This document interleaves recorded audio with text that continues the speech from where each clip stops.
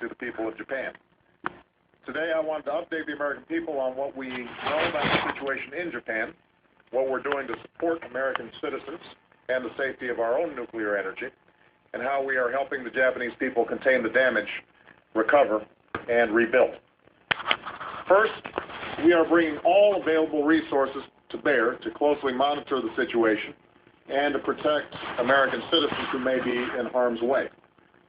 Even as Japanese responders continue to do heroic work, we know that the damage to the nuclear reactors in Fukushima Daiichi plant poses a substantial risk to people who are nearby. That is why yesterday we called for an evacuation of American citizens who are within 50 miles of the plant. This decision was based upon a careful scientific evaluation and the guidelines that we would use to keep our citizens safe here in the United States or anywhere in the world.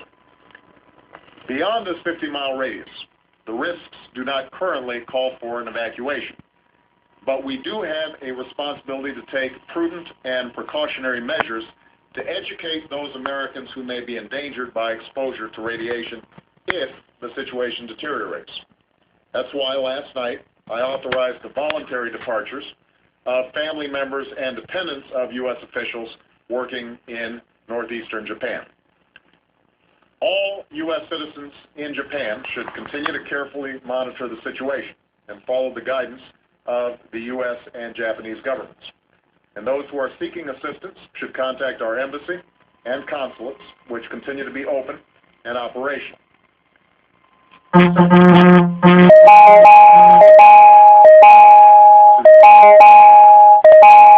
very clear, we do not expect harmful levels of radiation to reach the United States, whether it's the West Coast, Hawaii, Alaska, or U.S. territories in the Pacific.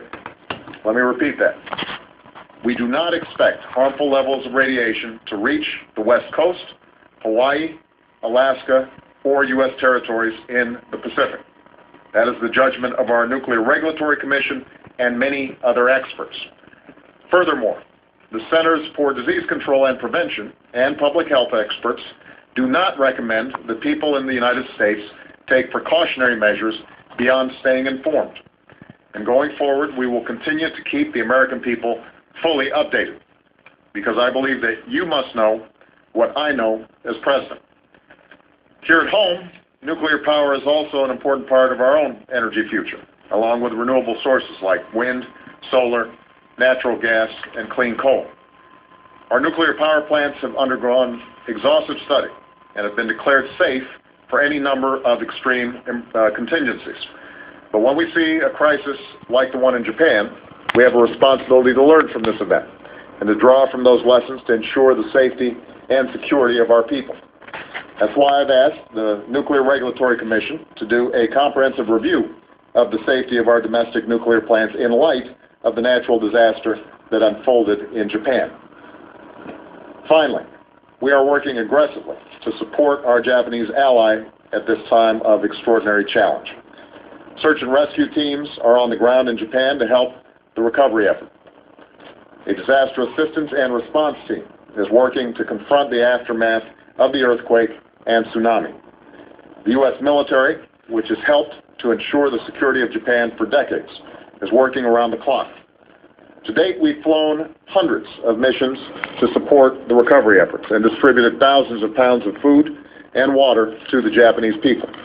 We've also deployed some of our leading experts to help contain the damage at Japan's nuclear reactors.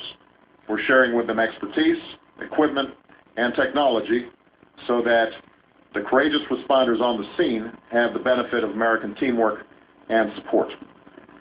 And the American people have also opened up their hearts. Many have given generously to support the ongoing relief efforts.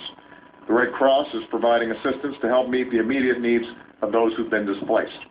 And I would encourage anybody who wants to lend a hand to go to usaid.gov to learn more. That's usaid.gov to find out how you can be helpful.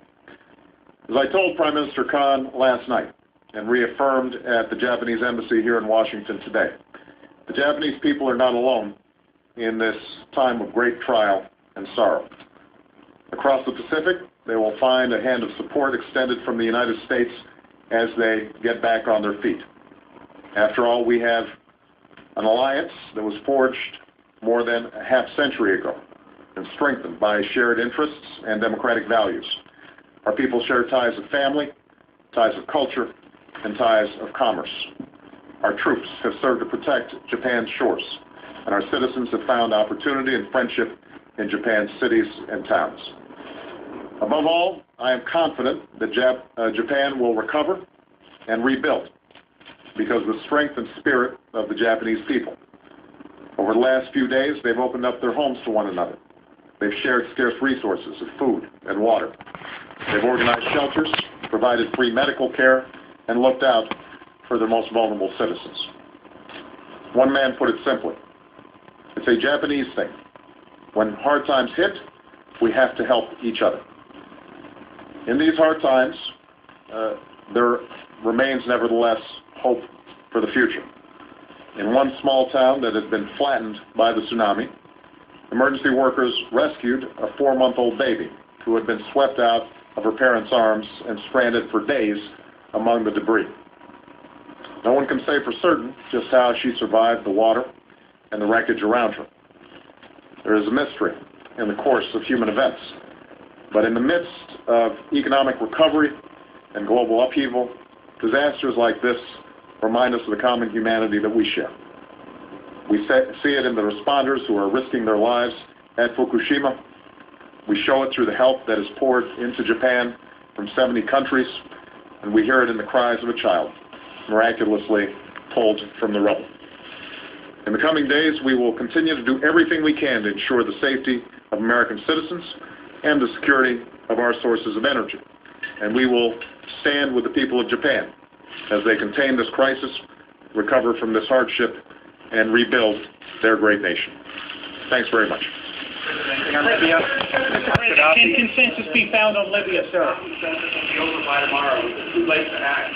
Some people trying to get some questions in. Just heard about Libya. But the president is walking away. He was very clear, speaking specifically about Japan. He ran down a number of issues, beginning with what's happening at the Fukushima Daiichi plant, with all the issues with those different reactors, saying, reminding everyone that he did make the advisory that any Americans living within a 50-mile radius of that plant are urged to evacuate. It's very different from what the Japanese authorities have said. It's a 12-mile radius for evacuations and an 18-mile radius for any kind of shelter in place. And a number of other items he ticked off. I want to go to Dan Lothian, who was sitting right